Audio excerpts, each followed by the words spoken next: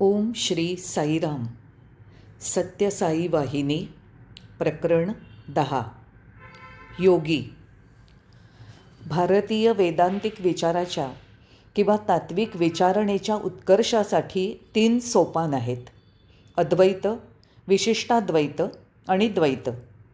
मानवी प्रयत्नांनी या सोपानांना ओलांडणं अशक्य आहे. अद्वैतिक विचार सामान्य माणसाला अगम्य आहे. तो सुलभ नाही. तो बुद्धीने ग्रहण करणं कठीण आहे. त्याच्या अनुभूतीसाठी समर्थ ग्रहणशक्ती आवश्यक आहे.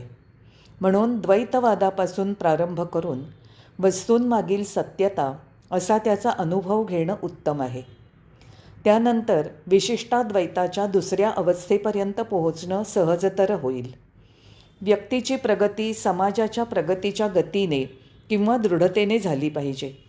आपण शैशव, बाल्यावस्था, किशोरावस्था, प्रौढावस्था आणि वृद्धावस्थेतून जातो. ही एक अगोचर परंतु अपरिहार्य प्रगती आहे. आपल्याला यापैकी प्रत्येक अवस्थेची अनुभूती त्या अवस्थेमधून जातानाच होते. याचप्रमाणे तात्विक विवरणांच्या या 3 अवस्थांचा आहे. यातील प्रत्येक दृष्टिकोन उर्वरित अवस्थांमध्ये अंतर्भूत आहे आणि प्रत्येक अवस्था पूर्व अवस्थेच्या अनुभूतीतून प्रवृत्त होते. तिन्ही अवस्थांची अनुभूती एकाच वेळी होणं अशक्य आहे. आपली साधना आणि त्यातून प्राप्त झालेल्या अनुभवांवर आधारित यातील प्रत्येक दृष्टिकोन जाणीवेत येतो आणि क्रिया आणि विचार यांची धारा विकसित करतो. जे प्रतिपादन करतात की जगत सत्य आहे, परंतु त्याच वेळी ईश्वराचं अस्तित्व हे एक स्वप्न आहे असंही घोषित करतात, ते केवळ स्वतःला मूर्ख सिद्ध करतात. ज्यावेळी कार्य म्हणजे जगत सत्य आहे त्यावेळी त्याचं कारण असणारच. कारणाशिवाय कार्य कसं असू शकेल? जगत नाकारलं तर ईश्वर नाकारता येईल. जगत लोप पावल्यावरच ईश्वर लोप पावू शकेल. सांप्रत जगत भासणारं सर्व वास्तविकतः ईश्वर आहे. खऱ्या साधकाला साधनेत सफलता प्राप्त झाल्यावर हा साक्षात्कार होईल. वास्तविकतः आपण अनुभवत असलेलं जगत एक स्वप्न आहे. या स्वप्नातनं जागृत झाल्यावर जगत ईश्वर आहे हे सत्य जाणीवेत प्रकाशमान होईल. आपण आपल्या बाहेर गृहीत धरलेला ईश्वर आदिकाळापासून आपल्या अंतरातील सुद्धा सत्य आहे हे तथ्यसुद्धा माणसाच्या जाणीवेत स्थिर होईल. अर्थातच असे कोणतंही तत्त्वज्ञान अस्तित्वात नाही जे सर्व प्रकारच्या आणि सर्व स्तरावरील मानसिक सिद्धांताचं समाधान करू शकेल. कित्येक तत्त्वज्ञानाचं एक स्पष्ट मूल्य आहे. त्यामधील बौद्धिक विकासाचा किंवा तर्कशक्तीचा स्तर एकमेकापासून भिन्न आहे. म्हणून तार्किक विचारधारांचे उपरोक्त संप्रदाय म्हणजे द्वैत, विशिष्टाद्वैत आणि अद्वैत विभिन्न प्रकृतीच्या आणि विभिन्न समुदायातील लोकांनी स्वीकारले आहेत. म्हणून कोणत्याही एका संप्रदायाला आपली श्रेष्ठता जाहीर करण्याचा आणि अन्य संप्रदायांवर निम्नता लादण्याचा अधिकार नाही. केवळ अज्ञानी लोकच अशा युक्तींमध्ये भाग घेतील. ज्यावेळी कट्टर विचार घेऊन आपल्याकडे लोक येतील तेव्हा त्यांचं स्मितपूर्वक, उत्सुकतेने, उत्कंठेने आणि ईश्वरभक्तीने भरून जाऊन स्वागत केलं पाहिजे. अर्थातच एखादा मदोन्मत्त होऊ शकतो, परंतु केवळ प्रेममदिरेचं प्राशन केल्यामुळेच.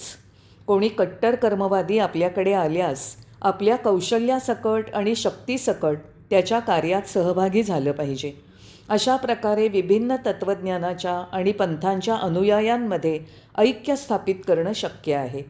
ते विचार आणि श्रद्धा यावर आधारित संप्रदायांना एकत्र आणेल. जर हे सामंजस्याचं आणि समरसतापूर्ण सहयोगाचं तत्त्व प्रत्येकाच्या स्थायी संपदा झाल्यास किती उत्तम होईल. जर प्रत्येकाला हे ज्ञान असतं की त्याचा दृष्टिकोन उत्तमात उत्तम म्हणजे केवळ अंशिक असू शकतो आणि सत्य मांडण्यासाठी अन्य अनेक पैलूंचं अनुरूप संमिश्रण आवश्यक आहे, तर हे जग किती सुखी झालं असतं. योग याचा अर्थ एकत्र येणं. भारतामध्ये जेथे युगांपासून प्रत्येकाच्या रक्तवाहिन्यांमध्ये योग प्रवाहित आहे तिथे अनेक पंथ आणि श्रद्धांचं सुसंगत सहअस्तित्व शक्य आहे. हाच आदर्श वैश्विक धर्म आहे. दैनंदिन जीवन शूरपणे श्रद्धानिष्ठ करणारे मानवी समाजामध्येही एकजूट साधू शकतात. एकजूट किंवा एकोपा एखाद्याची पराप्रकृती आणि अपराप्रकृतीमध्ये साधता येते. प्रेममार्गावरील तत्पर साधक प्रेमाच्या मूर्तिमंत स्वरूप ईश्वराशी ऐक्य साधण्याचा प्रयत्न करू शकतो. एखादा वेदांती एकेश्वर सिद्धांतानुसार जे सर्व ईश्वर आहे त्यामध्ये ऐक्य साधू शकतो. संस्कृतमध्ये योगमार्ग भिन्न संदर्भात भिन्न प्रकारे निर्देशिलेला आहे, परंतु या ऐक्याची योजना आखून ती साध्य करू शकणाऱ्यांना योगी म्हणून सन्मानित केलं जातं. कर्म आणि पराक्रम याद्वारा हे ऐक्य स्थापित करण्याचा प्रयत्न करणारे कर्मयोगी आहेत. प्रेममार्गाचे अनुयायी भक्तियोगी आहेत. आपल्या सुप्त शक्ती जागृत करून प्रणालीबद्ध करण्याचा प्रयत्न करणारे राजयोगी आहेत. तर्कपूर्ण विश्लेषण आणि बुद्धिविशिष्ट स्पष्टीकरणाद्वारा अंतर्ज्ञान प्राप्त करण्याचा प्रयत्न करणारे ज्ञानयोगी होय. भारतीय पारमार्थिक इतिहासात हे 4 प्रकार वारंवार पुनरावृत्त होतात. कर्मयोगी तो उन्नत करणाऱ्या आणि उदात्त कर्माद्वारा परमेश्वराशी ऐक्य साधण्याचा मार्ग स्वीकारतो. आपण जगामध्ये अनेक जणांना भेटतो जे एका विशिष्ट वर्गासाठी किंवा प्रकल्पासाठी जन्मलेले वाटतात. केवळ कल्पना आणि योजना करण्यामध्ये त्यांच्या बुद्धीचं समाधान होत नाही. त्यांची मनं प्रत्यक्ष ठोस कृत्यांनी भरलेली असतात, जी पूर्ण करण्याची त्यांची तीव्र इच्छा असते. हितकर मार्गांवर पथप्रदर्शनासाठी अशा लोकांना एखाद्या मार्गदर्शक ग्रंथाची किंवा शास्त्राची आवश्यकता असते. जगातील प्रत्येक जण निरंतर कुठल्या तरी कर्मामध्ये व्यस्त असतो, तरीसुद्धा अत्यल्प जणांना कर्माचं महत्त्व आणि उपयोगिता किंवा या अटल कसबाचं सर्वोत्तम परिणाम कसं साधता येईल हे ज्ञात नसतं. त्यामुळे जीवन निष्फल आणि निरर्थक होत आहे.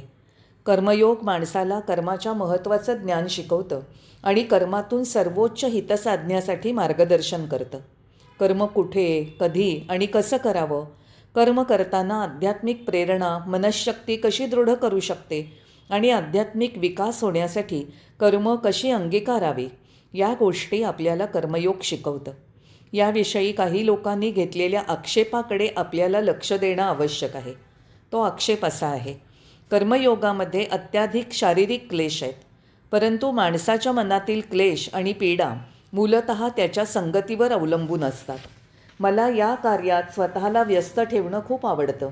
मी केवळ त्याचं भलं इच्छिलं होतं, पण त्याने माझ्याकडे दुर्लक्ष केलं आणि मला हानी पोचवायचा प्रयत्न केला. उपरोक्त क्लेश आणि पीडांची ही साधारण कारणं आहेत. या निराशांमुळे व्यक्तीची कर्मामधील रुची समाप्त होते. व्यक्तीला सत्कर्मांची इच्छा असते आणि ती कोणाचं कुठल्या तरी प्रकारे हित करण्यासाठी कर्म करू पाहते, ज्या योगे तिला आनंद मिळेल आणि आनंद वाटता येईल. ज्या वेळेला हा आनंद उद्भवत नाही त्यावेळेला निराशा व्यापते.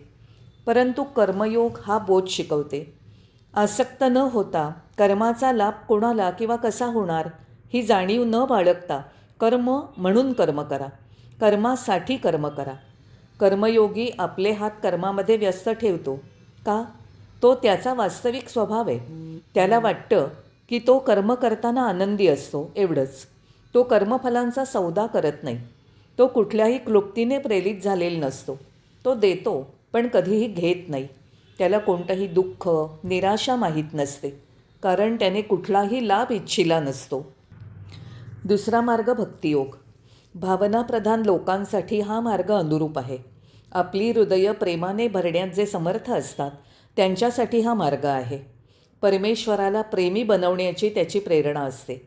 त्याची कृती भिन्न प्रकारच्या असतात, कारण त्या धूप प्रज्वलित करणं, पूजेसाठी फुलं गोळा करणं, सुंदरता, ज्ञान आणि शक्तीच्या प्रतीकांची स्थापना आणि आराधना करण्यासाठी मंदिरं आणि देवालयं उभी करणं अशा असतात. परमेश्वराशी ऐक्य साधण्यासाठी ही योग्य साधनं नाहीत असं म्हणण्याकडे तुमचा कल आहे का? लक्षात घ्या की जगातील सर्व ऋषीमुनी, श्रेष्ठ आध्यात्मिक मार्गदर्शक आणि उपदेशक आध्यात्मिक साधनेच्या, भक्तीच्या आणि समर्पणाच्या याच अवस्थेतून उन्नत झाले आहेत. काही पंथांनी ईश्वराला निराकार कल्पण्याचा प्रयत्न केला आणि ईश्वराच्या उपरोक्त पूजाविधींचं ईश्वर निंदा म्हणून वर्णन केलं. भक्तिपंथाला क्षीण करण्याचा प्रयत्न केला आणि अशा प्रकारे त्यांनी सत्याचा, ईश्वर शक्तीचा आणि गौरवाचा उपमर्द केला. परमेश्वराचं प्रतिकात्मक रूप असू शकत नाही, हा विश्वास अंधपणाचं लक्षण आहे. अशी पूजाभक्ती निष्फल आहे, हा आरोप निरर्थक आहे. विश्वाचा इतिहास भक्तीच्या प्रभावीपणाचा साक्षी आहे.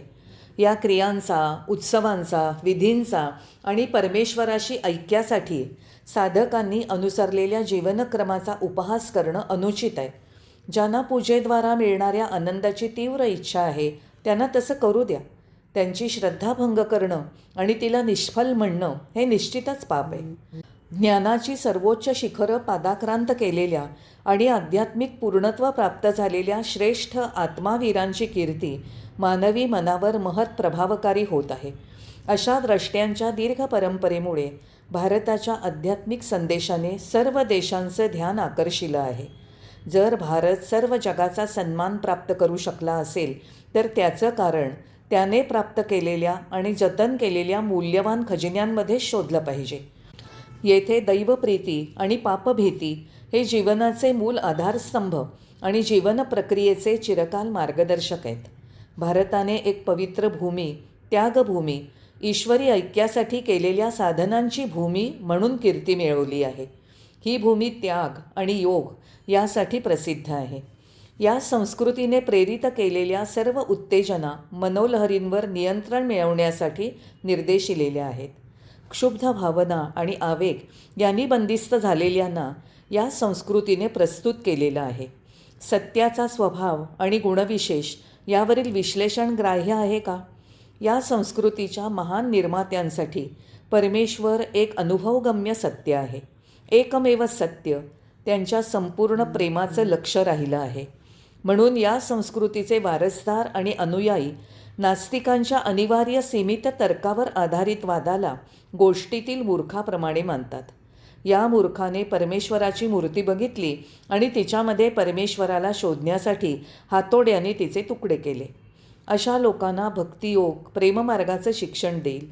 तो त्यांना सकाम प्रेम करू नका असं सांगेल. सर्वांवर प्रेम करा, सर्वांवर स्वतः एवढंच प्रेम करा, त्यानंतर तुम्हाला कोणतीही हानी पोचणार नाही. असं प्रेम सर्वांमध्ये सुख आणि आनंद यांचा प्रसार करेल. परमेश्वर सर्व जीवांमध्ये प्रेमस्वरूपात आहे, म्हणून प्रेमाची देवाणघेवाण अंतस्थ परमेश्वर करतो. भक्ती आणि समर्पण मार्गावरील ईश्वर साधक शीघ्रच हे तथ्य जाणतात. काही जण परमेश्वरावर माता म्हणून प्रेम करतात, अन्य काही पिता म्हणून, आणि काही जण अतिप्रिय सखा म्हणून प्रेम करतात. अन्य काही जण परमेश्वराला प्रेमी, एकमेव इप्सित लक्ष मानतात. हे सर्वजण आपलं प्रेम प्रेमाचा महासागर असलेल्या परमेश्वरामध्ये विलीन करायचा प्रयत्न करतात. जे प्रेम दृश्यमान आहे ते सर्व परमेश्वराचं प्रेम आहे हे जाणा. परमेश्वर मानवतेचा सर्वश्रेष्ठ प्रेमी आहे. म्हणून परमेश्वराला प्रिय असलेल्या मानवाची सेवा करण्याचा निश्चय करणाऱ्यांवर परमेश्वर अनुग्रहाची वर्षा करतो. ज्यावेळी मानवी हृदय दुसऱ्याचं दुःख पाहून द्रवतं आणि त्या सहानुभूतीने विकसित होतं, त्यावेळी तिथे परमेश्वर उपस्थित आहे हा विश्वास ठेवा. भक्तिमार्गाच्या सिद्धतेचं हे लक्षण आहे. राजयोग. राजयोग म्हणजे मनावर प्रभुत्व स्थापण्याची प्रक्रिया. यात कोणाला आपली बुद्धी समर्पित करण्याची किंवा धर्मगुरूंच्या मार्गदर्शनाचं पालन करण्याची आवश्यकता नसते. यात मार्गभ्रष्ट किंवा भ्रांत होण्याची शक्यता नसते. प्रत्येक पावलावर एखाद्याला आपल्या बुद्धीवर आणि स्वप्रमाणित अनुभवांवर निर्भर राहावं लागतं.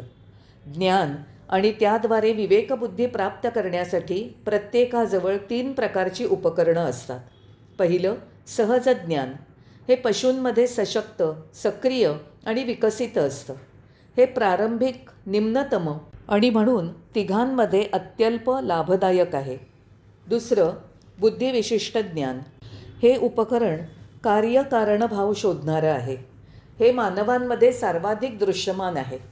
सहज ज्ञान इंद्रिय आणि इंद्रियजन्य अनुभूतींच्या सीमित क्षेत्रांमध्ये क्रियाशील राहू शकतं. मानवामध्ये सहज ज्ञान बहुतांशी बुद्धिविशिष्ट उपकरणांच्या अधीन असतं. बुद्धिविशिष्ट उपकरणांच्या सीमा अतिशय तरल असतात. तर्कांची कार्यक्षेत्र अतिविस्तृत असतात. असं असलं तरीही तर्काची कार्यक्षमतासुद्धा अपर्याप्त असू शकते. त्याची व्याप्ती सीमित असते. तर्क एका विशिष्ट अंतराच्या पुढे जाऊ शकत नाही. तर्काचा मार्ग सरळ नसतो. तो बहुधा वर्तुळाकार असतो आणि वारंवार आरंभाकडे परत येतो. उदाहरणार्थ, आपल्याला असलेले भौतिक सृष्टीचं, तिच्या घटकतत्वांचं आणि ऊर्जांचं ज्ञान घ्या. भौतिक विश्व आणि त्याच्या घटकांना प्रोत्साहित आणि प्रेरित करणारे जे आहे ते एवढ्यानेच थांबत नाही. ते भौतिक विश्वाच्या बाहेर विद्यमान असलेले सुद्धा आत्मसात करतं आणि म्हणूनच तर्काची व्याप्ती आणि स्पष्टीकरणाची मर्यादा सर्वोत्तम पूर्णाच्या विशालतेच्या आणि उज्ज्वलतेच्या तुलनेने एका अणुमधील चेतना मात्र आहे. आपल्याला तर्काच्या सीमा पार करून या ज्ञानाच्या परिपूर्ण मुक्त प्रांतामध्ये जाण्यासाठी काही आध्यात्मिक साधना आणि अनुशासन अनिवार्य आहे. यांना आपण ईश्वरप्रेरित ज्ञानाच्या अंतर्गत संघटित करू शकतो. कारण ज्ञानाच्या केवळ 3 अवस्था आहेत. सहज ज्ञान म्हणजे ज्ञानेंद्रिय आणि कर्मेंद्रियाद्वारा प्राप्त झालेलं स्वाभाविक ज्ञान, युक्तियुक्त ज्ञान म्हणजे विवेक आणि मूल्यांकन या प्रक्रियांनी प्राप्त केलेलं ज्ञान, आणि ईश्वरप्रेरित ज्ञान म्हणजे ईश्वराच्या अनुग्रहाने प्राप्त झालेलं ईश्वरप्रेरित अंतस्फूर्त ज्ञान. यापैकी पहिलं ज्ञान पशूनं असतं, दुसरं ज्ञान मानवाची विशेषता आहे आणि तिसरं ज्ञान महात्म्यांचा विशेष खजिना आहे. प्रत्येकाला या तिसऱ्या ज्ञानाच्या बीजाचं पोषण, संवर्धन आणि विकास करणं शक्य आहे, कारण ही क्षमता सर्वांमध्ये सुप्त आहे. आणखी एक वस्तुस्थिती लक्षात ठेवायला पाहिजे. उपरोक्त 3 अवस्था विकसनाच्या अवस्था आहेत, म्हणून त्या परस्परांनी निवडलेल्या अवस्था नाहीत. ईश्वरप्रेरित ज्ञान युक्तियुक्त ज्ञानाच्या विरुद्ध नाही, ते केवळ युक्तियुक्त ज्ञानामध्ये अप्रगट झालेलं प्रकाशित करतं. ही पश्चात अवस्था पूर्वावस्थेची पुष्टी आणि विकास करतं. मनाच्या लहरींनी आणि कल्पनांनी ग्रस्त झालेले काही जण त्याचे विकृत दृष्टिकोन ईश्वर प्रदत्त किंवा ईश्वरी कृपेने प्रेरित आहे असं मानतात आणि ते इतरांना आपला उपदेश स्वीकारण्याची मागणीसुद्धा करतील. त्यांच्या निष्फल मार्गदर्शनाने ते लोकांना मार्गभ्रष्ट करतात. असे निर्बुद्ध लोक त्यांची असंगत बडबड ईश्वर प्रेरित आहे असं घोषित करतात. खरी शिक्षा विवेक आणि मूल्यांकन यांच्याद्वारा प्राप्त झालेल्या अनुमानांच्या, अर्थातच युक्तियुक्त ज्ञानाच्या विरुद्ध कधीही असू शकत नाही. उपरोक्त सर्व योग या दृष्टिकोनाशी सुसंगत स्थापिलेले आहेत. राजयोगाची साधना बहुधा मन आणि संकल्प यांच्याद्वारा करायची असते. हा विस्तृत विषय आहे, म्हणून आपण केवळ त्याच्या केंद्रीय प्रकरणांविषयी विचार करू. निम्नातील निम्न तसंच सर्वोत्तम योगी यांच्यासाठी एकमेव आश्रय असलेले ते एकाग्र ध्यान आहे. प्रयोगशाळेत संशोधन करणाऱ्या व्यक्तीसाठी, पादचारींसाठी, ग्रंथवाचन ग्रंथ अध्ययन करणाऱ्या विद्वानांसाठी, पत्रलेखकासाठी किंवा वाहनचालकासाठी समोरील साधनांवर आपल्या क्रिया एकाग्रचित्त करणं अतिमहत्त्वाचं आहे. तो हाताळत असलेल्या वस्तूंच्या स्वभावाचं आणि विशेषतांचं त्याला ज्ञान असतं. जेवढी तीव्र एकाग्रता असेल तेवढं सफल तुमचं कार्य होईल. जेव्हा मानसिक क्षमता एकाच प्रयत्नांवर केंद्रित असतील त्यावेळी ज्ञानप्राप्ती शीघ्र आणि व्यापक क्षेत्रातनं होऊ शकते आणि ज्ञानप्राप्तीचा हा एकमेव मार्ग असू शकतो. कोणीही व्यक्ती असो, ती कोणत्याही कार्यात व्यस्त असो, एकाग्रतेमुळे ते कार्य अधिक उत्तम प्रकारे पूर्ण करू शकेल. भौतिक कार्य असो, साधारण दैनंदिन कार्य किंवा आध्यात्मिक साधना असो, सफलतेसाठी मानसिक शक्तीची एकाग्रता अनिवार्य आहे. ती ज्ञानभांडाराची चावी आहे. ही राजयोगातील सर्वाधिक महत्त्वपूर्ण अवस्था आहे. लक्षावधी अस्वागतार्ह, अवांछित, अनावश्यक आणि हानिकारक विचार आपल्या मनांमध्ये प्रवेश करतात आणि त्यांच्या क्रियांना भ्रांत करतात. यांना मनाच्या बाहेरच ठेवायला पाहिजे. मनाला सुरक्षित, नियंत्रित आणि कठोर पर्यवेक्षणाखाली ठेवणं आवश्यक आहे. हा विजय प्राप्त करण्यासाठी प्रयत्न करणाऱ्या लोकांसाठी राजयोग हा एकमेव आश्रय आहे. ज्ञानयोग बहुधा तत्वांच्या, मूलतत्वांच्या अध्ययनासाठी समर्पित आहे.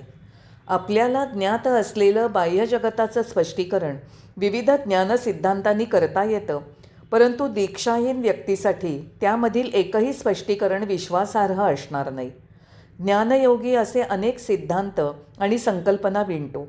कोणत्याही भौतिक वस्तूच्या किंवा क्रियांच्या किंवा अगदी वेगळं स्पष्टीकरण प्रस्तुत करणाऱ्यांच्या सत्यतेवर त्याचा विश्वास नसतो. त्याचा विश्वास असतो की त्याने जीवनातील दैनंदिन कार्यांच्या पार जावं आणि सामाजिक किंवा अन्य दायित्वांनी बांधलेलं राहू नये. सर्व वस्तू सच्च्या महासागरातील केवळ बिंदू आहेत असं त्याचं मत असतं. ते सर्व परिघापासून मायेद्वारा ज्या केंद्रातून त्यांना प्रगट केलं त्या केंद्रापर्यंत जाण्याचा प्रयत्न करत आहेत. दृश्यमान वैविध्याच्या गुंतागुंतीपासून दूर सत्याचं मर्म असलेल्या केंद्रस्थानी विलीन होण्याची ज्ञानयोग्यांची तीव्र इच्छा असते. तो केवळ सत्य जाणण्याचा नव्हे तर सत्यच बनण्याचे परिश्रम करत असतो.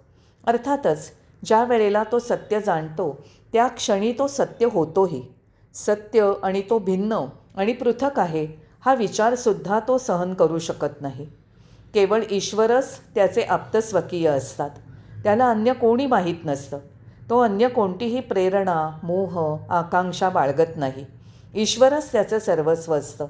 तो सुखदुःख, यश अपयशाने प्रभावित होत नाही. तो एक अखंड, अव्याहत चिदानंदाची धारा पाहतो आणि अनुभवतो. या अवस्थेमध्ये स्थिर असलेल्या व्यक्तीला जगत आणि त्यामधील उतार चढाव तुच्छ आणि भ्रामक वाटतात.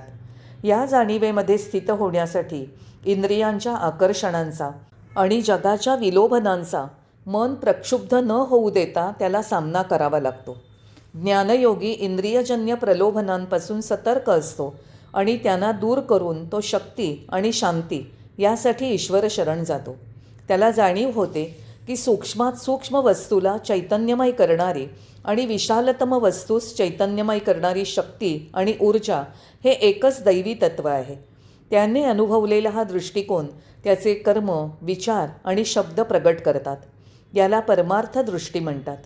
ही दृष्टी सर्व तत्व, पृथ्वी, अग्नी, जल, वायू आणि आकाश ईश्वर म्हणून पाहते आणि सर्व जीव, मानव, पशु, पक्षी आणि कृमी, कीटक ईश्वराची उत्पत्ती आणि म्हणून पूर्णपणे दैवी असलेले पाहते.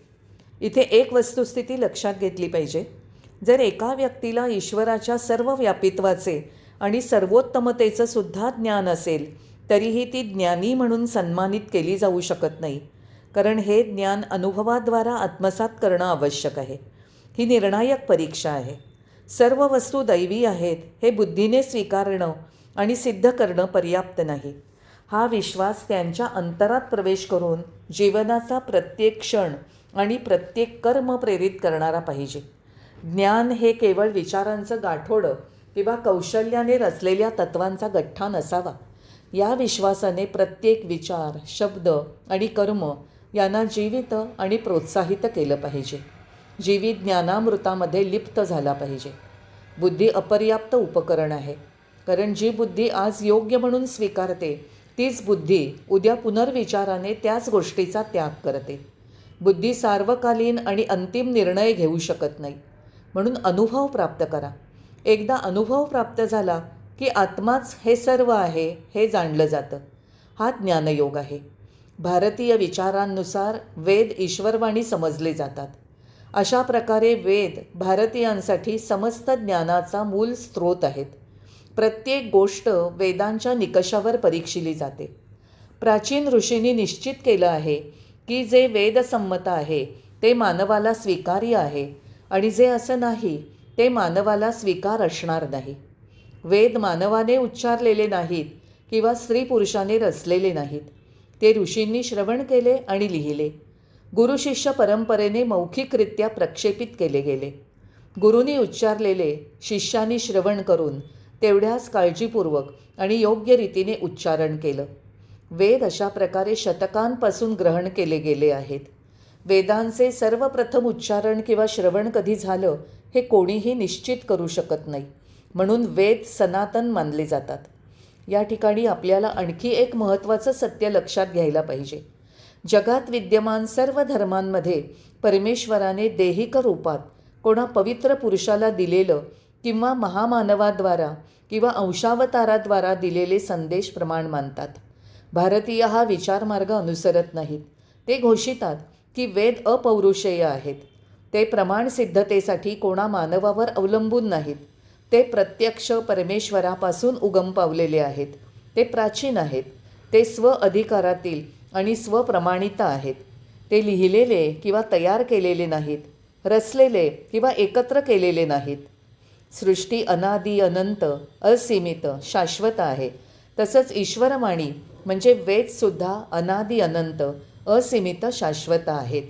वेद शब्दाचा मूलधातू विद याचा अर्थ ज्ञान होणं असा आहे. ज्यावेळी ज्ञानाला प्रारंभ झाला त्यावेळी वेद प्रगट झाले. ऋषींना वेदांचं दर्शन झाल्यावर त्यांनी ते उद्घोषित केले. ते ऋषी मंत्रद्रष्टे होते. वेदांचे मुख्य 2 भाग आहेत, कर्मकांड आणि ज्ञानकांड. प्रथम कर्मकांड येतं आणि नंतर ज्ञानकांड. कर्मकांडामध्ये अनेक विविध क्रतूंचे किंवा यज्ञांचे, ज्यात यज्ञाग्नीमध्ये आहुती देतात, वर्णन आहे.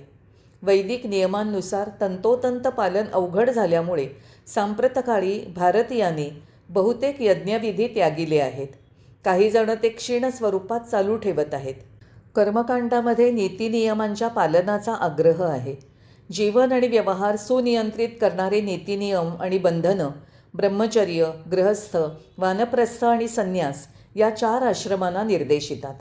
कर्मकांड विभिन्न स्तरांवरील आणि विविध व्यवसायांसाठी योग्य अयोग्यसुद्धा घोषित करतात. भारतामध्ये काही ठिकाणी विरळ स्वरूपात याचं पालन होतं. ज्ञानकांडाला वेदांत किंवा वेदांचा अंत, वेदांचं लक्ष, ध्येय म्हणतात. ज्ञानकांड उपनिषदांमध्ये स्थापिलेलं आहे. द्वैतवादी, विशिष्टाद्वैतवादी आणि अद्वैतवादी, शैव, वैष्णव, शाक्त, सूर्योपासक, गाणपत्य हे सर्व वेदाचा सर्वोच्च अधिकार स्वीकारतात. त्यांच्या आवडीनुसार आणि बुद्धीच्या स्तरानुसार ते उपनिषद आणि अन्य धर्मग्रंथांचं स्पष्टीकरण करत असतीलही, परंतु कोणीही वेद किंवा वेदांताच्या अधिकाराबाबत शंका घेत नाही. अशा तऱ्हेने हिंदू भारतीय किंवा वेदांती ही नावं एकाच व्यक्तीला उद्देशिली जाऊ शकतात. तात्विक विचारांचे सांप्रत विविध संप्रदाय अनाकलनीय वाटतील किंवा अपरिपक्व ज्ञानातून उद्भवलेले वाटतील, पण ज्यावेळी या विषयाचा शांतपणे विचार केला जातो किंवा त्यांच्या ग्रंथांचं शांतपणे अध्ययन केलं जातं किंवा पूर्वग्रहविरहित परीक्षण केलं जातं, त्यावेळेला त्यांनी उपनिषदांवरील विधानांवर आणि निर्णयांवर विश्वास ठेवला आहे हे स्पष्ट होतं. उपनिषदांच्या वैश्विक मान्यतेचं प्रमाण म्हणून त्यांची प्रतीकं होत आहेत आणि मंदिरांमध्ये आणि व्यक्तिगत देवघरांमध्ये त्यांची पूजा होत आहे. त्यांनी आपल्या सर्वांच्या जीवनात स्वतःला अविभाज्यपणे गुंफलं आहे. अनंतो वै वेदाः, वेद अनंत आहेत, पण त्यांना 4 जुळण्यांमध्ये संकीर्ण करून त्यांचं सार या स्वरूपामध्ये जपून ठेवलं आहे. विश्वामध्ये शांती आणि समृद्धी वृद्धिंगत करण्यासाठी नंतर हे 4 वेद शिकवले गेले आणि त्यांचा प्रसार करण्यात आला. ते ऋग्वेद, सामवेद, यजुर्वेद आणि अथर्वण वेद होत. ते धर्माचे रक्षण करतात, सत्य उद्घोषित करतात आणि मानवामध्ये भक्ती, संगीत आणि आराधना विकसित करून आणि शस्त्रविद्या आणि युद्धकौशल्य यांचं संवर्धन करून सत्य आणि सद्भाव वृद्धिंगत करतात. ते मानवाला आदर्श प्रदान करून त्यांना अनुसरण्याचं प्रोत्साहन देतात. भारतीयाला ज्ञात असेल किंवा नसेल, परंतु त्यांच्या प्रत्येक सत्कार्यामागे नियंत्रक आणि प्रकाशक म्हणून नित्यपणे वैदिक आज्ञा किंवा प्रतिबंध आहेत.